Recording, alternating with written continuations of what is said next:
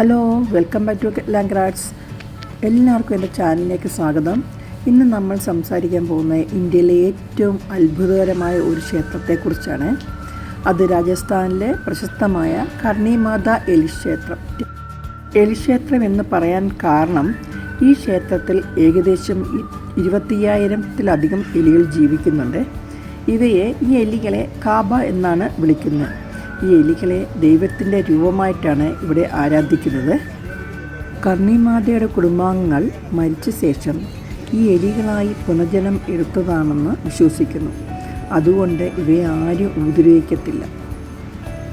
ഈ ക്ഷേത്രത്തിൽ ഒരു വെളുത്ത നിറത്തിലുള്ള ഒരു എലിയെ കാണാൻ പറ്റും. ആ എലിയെ കാണുന്നത് വലിയ ഭാഗ്യമായിട്ടാണ് കരുതുന്നത്. ഒരിക്കൽ കണ്ടാൽ ജീവിതത്തിൽ നല്ല കാര്യങ്ങൾ സംഭവിക്കും എന്നാണ് വിശ്വാസം. അത് കർണിമാത എന്നാണ് ഇവർ വിശ്വസിക്കുന്നത്. ഈ ക്ഷേത്രം സ്ഥിതി ചെയ്യുന്നത് രാജസ്ഥാനിലെ ബിക്കാനീർ ജില്ലയിലെ ദേശ്നോക്ക് എന്ന ഗ്രാമത്തിലാണ്. ഇവിടെയുള്ള ഭക്തർ പാൽ, മിഠായി, ധാന്യം എന്നിവ എലികൾക്കായിട്ട് അർപ്പിക്കുന്നു. എലി കഴിച്ച ശേഷം ബാക്കി വരുന്ന ഭക്ഷണം പ്രസാദമായി കഴിക്കുന്നത് ഭാഗ്യമാണെന്നാണ് ഇവർ വിശ്വസിക്കുന്നത്. പിന്നെ നിങ്ങൾക്ക് ഒരു കാര്യം കൂടി ഞാൻ പറയട്ടെ. പണ്ട് പ്ലേഗ് വന്നിരുന്ന സമയത്ത് ഈ അമ്പലത്തിൽ ഇത്രയും എലികളുണ്ടായിട്ട് ആ പ്രദേശത്തോ ആ അമ്പലത്തിലുള്ളവർക്കോ ആർക്കും പ്ലേഗ് വന്നില്ല എന്നാണ് അവർ പറയുന്നത്. ഇതിനെപ്പറ്റി അറിയാൻ വേണ്ടി നാഷണൽ ചാനലും ജിയോഗ്രഫി ചാനലും ഒക്കെ ഇവിടെ വന്ന് റിസർച്ച് ചെയ്തിരുന്നു. ഇത്രയും എലികളുണ്ടെങ്കിലും ഇവിടെ വലിയ രോഗങ്ങളൊന്നും പടരുന്നില്ല. ഇതും ഒരു അത്ഭുതമാണ്. എന്തുകൊണ്ടെന്ന് ചോദിച്ചാൽ ആർക്കും അറിയില്ല. പക്ഷെ ഒരു ശക്തി ഉണ്ടെന്നാണ് എല്ലാവരും പറയുന്നത്. പിന്നെ അതേപോലെ തന്നെ ഇവിടെ ചെരിപ്പിട്ട് കയറാൻ പാടില്ല. എലിയെ തെറ്റിദ്ധരിപ്പിച്ച് കൊല്ലുകയാണെങ്കിൽ വെള്ള എലി പ്രതിമ നൽകി പ്രായശ്ചിത്തം ചെയ്യണമെന്നാണ്. നമ്മൾ നടക്കുമ്പം ചെറിയ കാല് ഉയർത്തി വെച്ചിട്ടുള്ള നടക്കൽ, ചെറുതായിട്ട് കാല് നിരങ്ങി വേണം നമുക്ക് നടക്കാൻ. ഇല്ലെങ്കിൽ എലികൾ കാലിൻ്റെ അടിയിൽ കൂടെ എല്ലാം പാഞ്ഞുകൊണ്ടിരിക്കുകയാണ്. ഇനി നിങ്ങൾക്ക് ഈ ക്ഷേത്രത്തിൻ്റെ കഥ പറഞ്ഞു തരട്ടെ. 1400-കൾ ആരംഭം രാജസ്ഥാനിൽ ജീവിച്ചിരുന്ന ഒരു മഹാത്മാവായിരുന്നു കർണിമാത. ആ അമ്മയെ ജനങ്ങൾ അമ്മയായിട്ടും ദേവിയായിട്ടും ആയിരുന്നു കരുതിയിരുന്നത്. ഒരു ദിവസം കർണിമാതയുടെ മകൻ മരിച്ചു. അവർ ദുഃഖത്തോട് യമനോട് പറഞ്ഞു, എൻ്റെ മകനെ നിങ്ങൾ തിരിച്ചു തരൂ. യമൻ ആ അമ്മയുടെ അപേക്ഷ സ്വീകരിച്ചില്ല. അപ്പോൾ ദേവിക്ക് ഭയങ്കര വിഷമവുമായി. ദേവി യമനോട് പറഞ്ഞു, മരിച്ചു കഴിഞ്ഞാൽ എൻ്റെ കുടുംബം ഇനി എലിയായി ജനിക്കും, എന്നിട്ട് വീണ്ടും മനുഷ്യരായി തിരികെ വരികയും ചെയ്യും. ഇതാണ് കഥ. അങ്ങനെ ജനങ്ങളെല്ലാം കൂടി ചേർന്ന് ക്ഷേത്രം പണിതു. പക്ഷെ പണിതു കഴിഞ്ഞതിന് ശേഷം എലികൾ ഓരോന്നോരോന്നായിട്ട് അവിടെ വരാൻ തുടങ്ങി. അതിനുശേഷം ജനങ്ങൾ അവയെ ദൈവത്തിൻ്റെ രൂപമായി കണ്ടു.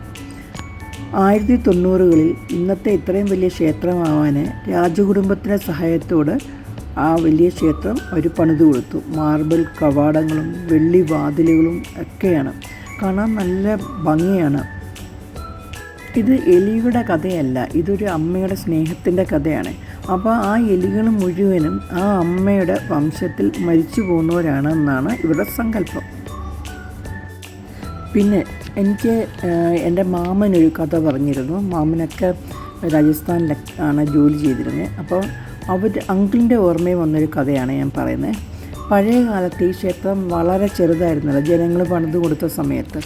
അപ്പോൾ പിന്നീട് ബിക്കാനീർ രാജാവായ മഹാരാജാ ഗംഗാ സിംഗ് ഈ ക്ഷേത്രത്തെ വലുതാക്കിയതെന്നാണ് പറയുന്നത്.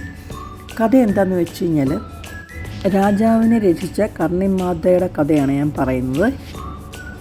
പഴയ കാലത്ത് ഭരിച്ചിരുന്ന ഒരു രാജാവിൻ്റെ പേരൊന്നും ഓർമ്മയില്ല അങ്കിളിന്. ആ രാജാവ് യുദ്ധത്തിന് പോയപ്പോൾ ശത്രുക്കൾ രാജാവിനെ ചുറ്റി വളഞ്ഞു. അപ്പോൾ രക്ഷപ്പെടാൻ വേണ്ടി ഒരു വഴിയുമില്ലായിരുന്നു. രാജാവ് ഭയത്തോടെ വിളിച്ചു, കർണിമാത അമ്മേ, എന്നെ രക്ഷിക്കണേന്ന്. അപ്പോൾ എന്താ സംഭവിച്ചതെന്നറിയാമോ?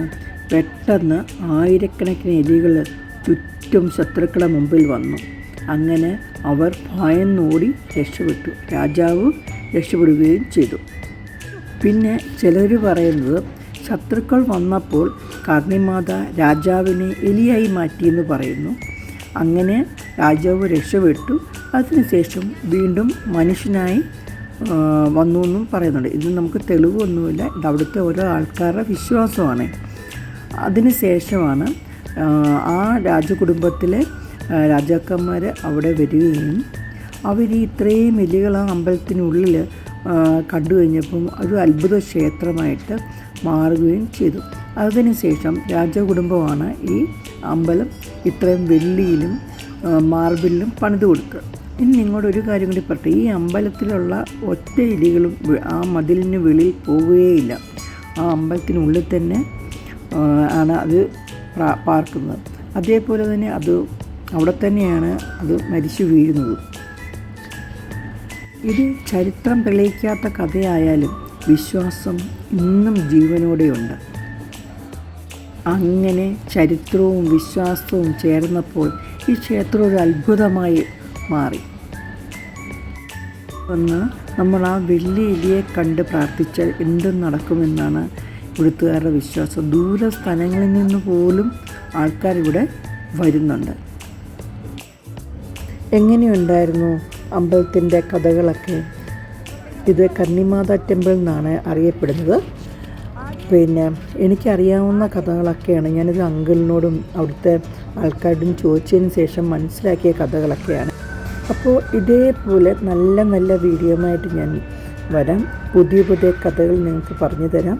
അപ്പോൾ എല്ലാവരും കണ്ടു ലൈക്ക് ചെയ്യണം, സബ്സ്ക്രൈബ് ചെയ്യണം.